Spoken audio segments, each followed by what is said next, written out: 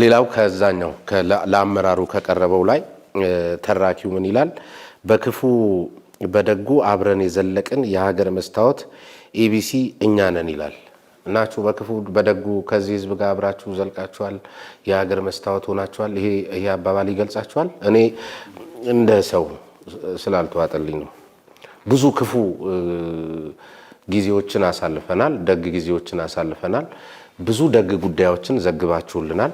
ብዙ ክፉ ጉዳዮችን ግን ባልሰማ አልፋችሁታል። ምን መሰለህ፣ የኢትዮጵያ ቴሌቪዥን የኢትዮጵያ ሬዲዮ ከኢትዮጵያውያን ጋር በክፉም በደጉም ጊዜ አብሮ የቆየ ሚዲያ ነው። የኢትዮጵያ ታሪክ በተለይ የዘመናዊ ታሪክ አሁን ይሄ ሚዲያ 100 ዓመት ሊሞላው አንድ 10 ዓመት ነው የቀረው። አንድ ክፍለ ዘመን የቆየ ሚዲያ ነው። በክፉም በደጉም መንግስታት ሲለዋወጡ ኢትዮጵያ ላይ ችግር ሲኖር የነበረ ብዙውን ቀርጾ ለታሪክ ያስቀመጠ ሚዲያ ነው። የኢትዮጵያውያን የበኩር ድምጽ ነው። ምንም እዛ ላይ ምንም ጥርጥር የለው። ክፍተቶች አሉበት። የህዝብን ሮሮ የህዝብን ቅሬታ በማቅረብ ችግር አለበት፣ ችግር ነበረበት። ክፍተት አይደለም ችግሮች አሉበት። ክፍተት የሚለው ነገር ብዙ አመራሮች በጣም ችግሮች አሉብን። እሱን ዲናይ ያደረግን አይደል። እነዚህን ችግሮች ማሻሻል አለብን። እያሻሻልን እንቀጥላለን። አንድ ግን አንተ መዘንጋት የሌለብህ ነገር ብዙ ጊዜ ይሄ ናሽናል ሚዲያ ስለሆነ ሁሉም የኔ ነው ስለሚል ብዙ ችግር ሲኖር ወደ ኢቢሲ ትንሽ ጠንካራ ይላል። የሁሉም ሚዲያ ነው። በርግጥ ሁሉም ሚዲያ ላይ እንደዚህ አይነት ችግሮች አሉ ባይነኝ ነኝ። የግልም የክልሎችም ላይ የሌሎችም ሚዲያዎች አሁን ደግሞ ማህበራዊ ሚዲያ መጥቷል። ይሄ ኢንዱስትሪ መቀየር አለበት። ፕሮፌሽናል መሆን አለበት። የህዝብን ሮሮ ችግር የሚያነሳ መሆን አለበት።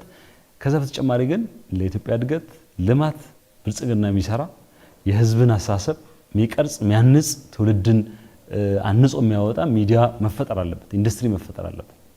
ለዛም እንሰራ መሆን አለብን። ያልካቸውን ችግሮች እየቀረፍን መቀጠል ነው። ልክ ነው። የህዝብ ሚዲያ ሲኮን በኃላፊነት ስሜት መሰራት አለበት።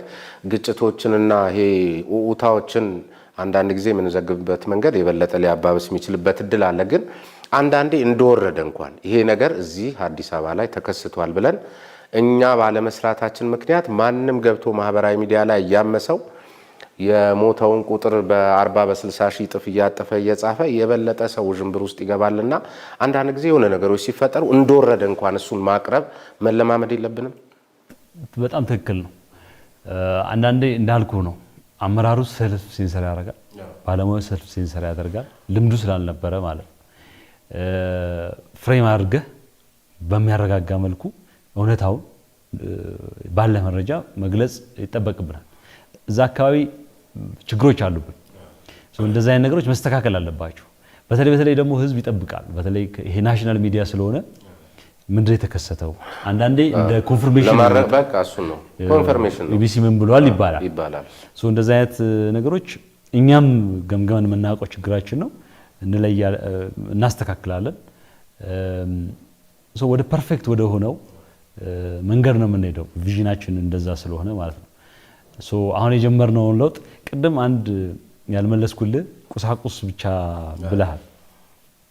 ብዙ ሰዎች ስለሚሉ ነው አስተያየት ከሰማዋቸው ስናስመርቅ ጥሩ ነው የተሰራው ስራ፣ ስቱዲዮ ጥሩ ነው፣ ቴክኖሎጂ ጥሩ ነው፣ ግን ዋናው ይዘቷ ነች ይላሉ ሰዎች። ጋዜጠኞች እኔ ጋዜጠኝነት አይደለም የተማርኩት፣ አንተ ፕሮፌሽን ነው። ይሄ የመገናኛ ዘዴው ሚዲየም ኢዝ ሜሴጅ ይባላል አይደል? ይሄ የተሰራው ስራ በሙሉ የመገናኛ ዘዴው የመልእክቱ አካል ነው። ኢቢሲ ዛሬ 2 ዓመት አርጅቶ ያፈጀ መሳሪያ የሚጠቀም የነበረ ስቱዲዮ ቢሮ ያልነበረ ጋዜጠኞች ለመስራት የሚያነሳሳቸው አልነበረ።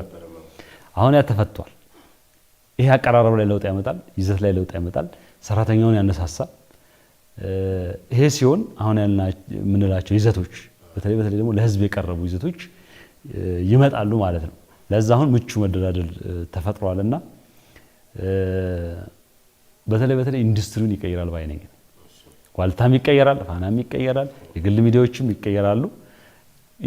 ትንሽም ቢሆን መቀየር ጀምሯል። ዋልታ እዚሁ ዶክመንተሪ ላይ አንዱ የገረመኝ በጣም ሲሪየስሊ መከታተለው ስለነበር ማለት ነውና ታላቁ የኢትዮጵያ የህዳሴ ግድብ እንግዲህ ከላብ እስከ ደም ከፍተኛ የህዝብ ተሳትፎ የሚገነባ ጉዳይ ነውና ለዚህ ፕሮጀክት እኛን ጨምሮ በፈጠራ የታገዘ በብሔራዊ ስሜት የጎለበተ በእውቀትና በብስለት የተዋጀ ይልቁንም ደግሞ በየዜናዎቻችን በየቃለ መጠይቆቻችን በየዘፈኖቻችን በየስፖንሰሮቻችን ፊት አጉልተን አሳይተነዋል ብዬ እኔ አላስብም። ምናልባት የመሰረት ድንጋዩ ሲጣል ይሄ ውሃ ሲሞላ የሆኑ ባለስልጣኖች ሲጎበኙት እነገሌ ሄደው ጎበኙ ከማለት ውጪ እኛን ጨምሮ ኢቢሲ ምንም አድርጎ ያውቃል ብዬ እኔ አላስብም። ግን በህዳሴው ግድብም ላይ የተለየ ሚና እንደነበራችሁ አድርጋችሁ በቀደም ስትናገሩ ትንሽ ስላሳሰበኝ ቅራል። አዎ የምር በጣም ብዙ ማለት የሮናልዶን እና የሜሲን እንኳን ታህል ቦታ የለውም እዚህ ቤት ታላቁ የኢትዮጵያ ህዳሴ ግድብ የቢዮንሴን ያህል ቦታ የለውም። ስለዚህ ልክ ነው። አልስማማም። ስሜን ለመሰለ የታላቁ የህዳሴ ግድብ በህዝብ የሚሰራ የህዝብ ፕሮጀክት ነው። ሁሉንም አንድ የሚያደርግ ነው፣ የሚያስተሳስር ነው። ብዙ ልዩነት ማታይ ኢትዮጵያ ውስጥ ብዙ ልዩነት ከማታይባቸው ፕሮጀክቶች ሁሉንም ከሚያስማማ ፕሮጀክት አንዱ ነው። ብዙ ነገሮች ላይ አንስማማ አይደል? ይሄ ግን የሚያስማማን ፕሮጀክት ነው። ይሄ እንዲፈጠር ሚዲያው ትልቅ አስተዋጽኦ አበርክቷል። በባዶ የመጣ ነገር አለ ወይም ራሱ የመጣ ነገር አይደለም። ኢቲቪ ግን አሁን የኢትዮጵያ ብሮድካስቲንግ ኮርፖሬሽንም ይቅርታ ጋቶ ፍሳ በቃ ማለት እውነት እናውራ እንግዲህ የጋራችን ስለሆነ ከሱ በላይ የሚያስተሳስረን ነገር ስለሌለ ወይ ግብጽ የሆነ ነገር መተንፈስ አለባት ወይ ነገሌ ሄደው የሆነ ነገር ማለት አለባቸው። እሱ መጣልሃለሁ። ሶ ይሄ ብሔራዊ መግባባት በዚህ ፕሮጀክት ላይ ከተፈጠረ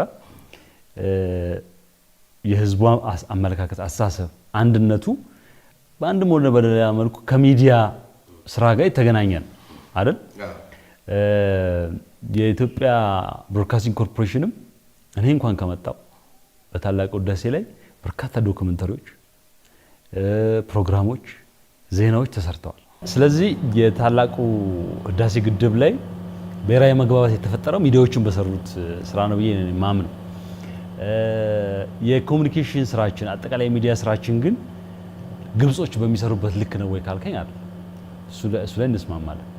እነሱ በትምህርታቸው ውስጥ በሚዲያዎቻቸው ውስጥ ባላቸው የሶፍት ፓወር ምንጭ በሙሉ የህዳሴው የናይል ወንዝ ወይም የአባይ ወንዝ የህልውናቸው አካል እንደሆነ አንዳንዴ እንደው የሚፈሰው የሚመነጨው ከግብጽ ነው ብለው እስከ ማስተማር በ38 ቋንቋ ሬዲዮ ስለ አባይ ይሰራሉ። ከ38ቱ ደግሞ የሚገርመው ሁለቱ አማርኛና ኦሮምኛ ናቸው። እንደዛ ከሆነ እንስማማለን። ይቀረናል። በዛ ልክ እኛ አንሰራ። አባይም አሁን ወደ ልማት ከገባ በኋላ ነው እንደዚህ ስራዎች የመጡት እንጂ ቀድሞ ብዙ ስራዎች አይሰሩም። እውነታ ፋክትን እስከ መቀየር የደረሰ የሚዲያ ዘመቻ የኮሙኒኬሽን ዘመቻ ግብጾች ሲያደርጉ እኛ በዛ ልክ አልሰራንም። አሁን የተፈጠረውን መነቃቃት ግን እሱን ጠብቆ መስራት ይጠበቅብናል። እሺ፣ የዚህ ግቢ ሲጎበኝ አንዱ የተመለከትኩት የአፍሪካ ህብረት ባንዲራ ነው። ምንድነው ትርጉሙ? ለምን መጣ? ስላልገባኝ ኮንሽስሊ ነው እሱን ያደረግነው። ድንገት የመጣ ነገር አይደለም። ኢትዮጵያ የአፍሪካ ህብረት ባንዲራን በመስሪያ ቤቶች ውስጥ ለማውለብለብ ስምምነት ፈርማለች። ካልተሳሳቱ ከአንድ ዓመት በፊት እኛ ኢትዮጵያውያን የአፍሪካ አካል አፍሪካዊ ነን። ያንን በሚያንጸባርቅ መልኩ የአፍሪካ ህብረት አባልም ስለሆንን መቀመጫም ስለሆንን የአፍሪካ ህብረት በሁሉም መስሪያ ቤቶች ውስጥ የአፍሪካ ህብረት ባንዲራ እንዲውለበለብ ተወስኗል። ለዛ አርአያ ለመሆን ነው እኛ የኢትዮጵያ ባንዲራ ጎን የአፍሪካ ህብረት ባንዲራን ያደረግነው። ሌሎችም መስሪያ ቤቶች ይህንን ማድረግ አለባቸው። እኛ ጋር ችግር ስላለብን ማለት ነው። አንዳንዴ አፍሪካዊ አይደለንም እስከ ማለት የሚሄድ አንዳንድ መልእክቶች ሚዲያ እንትኖች ስላሉ አፍሪካዊ መሆናችንን በደንብ የሚያስረግጥ መልኩ በትምህርት ስርዓት ውስጥ በሚዲያ በኮሙኒኬሽን መስራት አለብን። ሌላው ሜካፕ ሩሙም ጥሩ ይመስለኛል። የጃኩዚው ስቲሙ የመሳሰሉትና በሱ ልክ ዜና እንጠብቃለን ወደፊት። እንግዲህ አንዱ ለተመልካቾቻችን ግልጽ እንዲሆን የሜካፕ ስቱዲዮ አለ። ከስቱዲዮዎች ውስጥ አንዱ የሜካፕ ስቱዲዮ ነው። የሴቶች የወንዶች ጸጉር ቤት ስፓ ያለበት እና በአቀራረብ ላይ ለምናመጣው ለውጥ እነዚህ ጸጉር ቤቶች፣ ሜካፕ ሩሞች ያስፈልጋሉ። በጣም ነው የማመሰግነው። ተመልካቾቻችን እንግዲህ የሁለት ቀናት ቆይታ ነው በኢቢሲ በኢቲቪ ግቢ ያደረኩት። በፕሮግራሙ ላይም እንደተመለከታችሁት አንዳንድ ያነሳናቸውን ሀሳቦች በተመለከታችሁት ልክ ጎብኝተናል።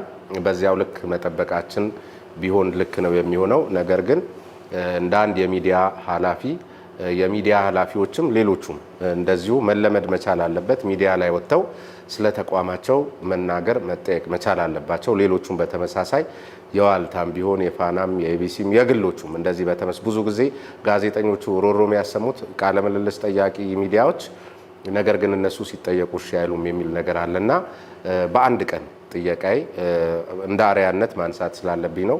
በአንድ ቀን ፕሮግራም መልካም ፈቃድ ሆኖ እዚህ ተገኝቼ ስለጎበኘውና ይህን የመሰለ ቃለ ምልልስ ስላደረግን በነጻ ሀሳብ ተመልካቾች ስም አቶ ፍስሐ ይታገሱን ከልብ ነው የማመሰግነው። እንግዲህ እንደ መሻታችሁ እንዲሆንላችሁ ምኞቴ ነው። ስሜነ ባይፈርስ ነኝ። ሳምንት እንገናኛለን በሌላ እንግዳ በሌላ ርዕሰ ጉዳይ። ጤና ይስጥልን። ቻው። አመሰግናለሁ።